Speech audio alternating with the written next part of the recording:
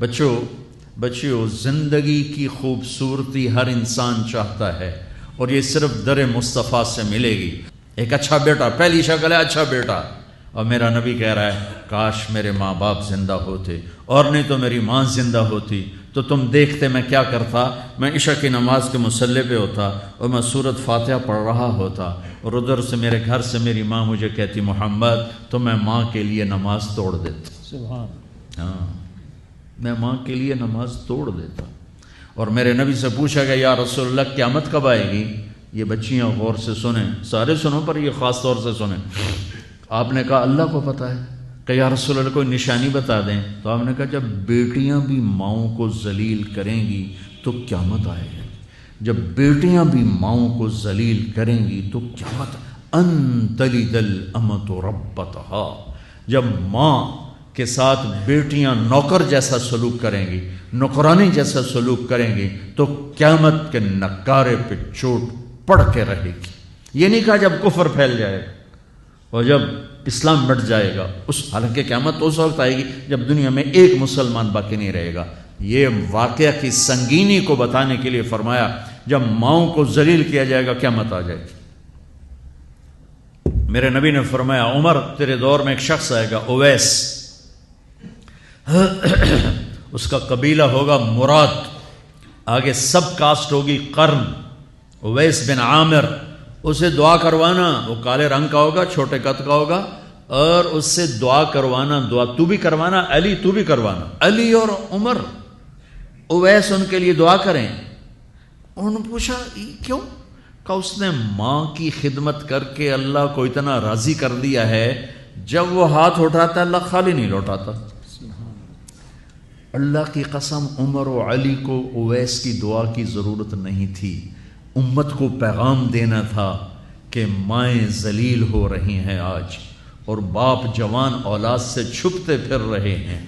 تو میرے رب، میرے نبی نے یہ آگے پیغام دینا تھا کہ نبی ہو کر، رسول ہو کر کہہ رہے ہیں کاش ماں ہوتی تو میں اس کے لیے نماز توڑ دیتا۔ آپ کو 8 عورتوں نے دودھ پلایا والدہ سمیت، ان میں ایک ام ایمن بھی ہیں، آپ کے والد کی باندی۔ تو گھر میں تشریف فرما تھے، ام ایمن بیٹھی تھی حضرت عائشہ، تو ام ایمن کہنے لگی یا رسول اللہ پانی تو پلا دیں۔ تو اللہ کے نبی ایک دم اٹھے، تو حضرت عائشہ ناراض ہو گئی، ام ایمن اللہ کا رسول کو کہتی پانی پلا، تو اور کیوں نہ کہوں، میرا بیٹا ہے، میں نے دودھ پلایا ہے۔ تو حضرت میرے نبی نے کہا ہاں ہاں عائشہ یہ میری ماں ہے، اس کا میں نے دودھ پیا ہے۔ آپ اٹھے، گھڑے میں سے پانی بھر کے یوں دونوں ہاتھوں سے حضرت ام ایمن کو پیش کیا جو حبشی باندی تھی، چونکہ دودھ پیا ہے تو ماں کا لفظ صادق آ گیا۔ تو بجائے اس کے کہ برا مناتے، آپ خادم بن کے اپنی ماں کو، دودھ پلانے والی ماں کو آپ نے، حضرت حلیمہ سعدیہ تشریف لائیں، آپ نے اپنی چادر بچھا کر اس کے اوپر بٹھایا۔ ہمیں پیغام دینا تھا، آنے والے زمانوں میں یہ ہونا تھا۔ سبحان اللہ۔ امام ابو حنیفہ کا نام تو سب کو معلوم ہے نا، ایک اور عالم بتاتا ہوں، عبد الرحمن بن ابی لیلہ، ان میں علمی کھٹ بڑھ تھی بہت زیادہ، آپس میں بنتی نہیں تھی۔ تو ابو حنیفہ جیسی ہستی جن کے کروڑوں فالوور آج ہیں، ان کی ماں کہتی نعمان یہ مسئلہ ہے، جا کے عبد الرحمن سے پوچھ کے آ۔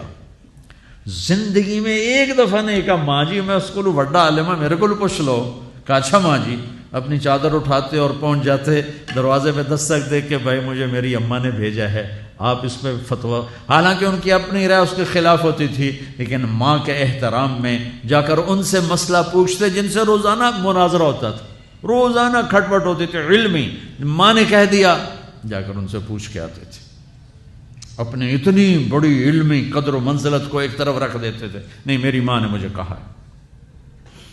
تو آپ سب نوجوان ہو، ماں باپ زندہ ہیں تو ان کی دعا لو، آہ نہ لو، دعا لو۔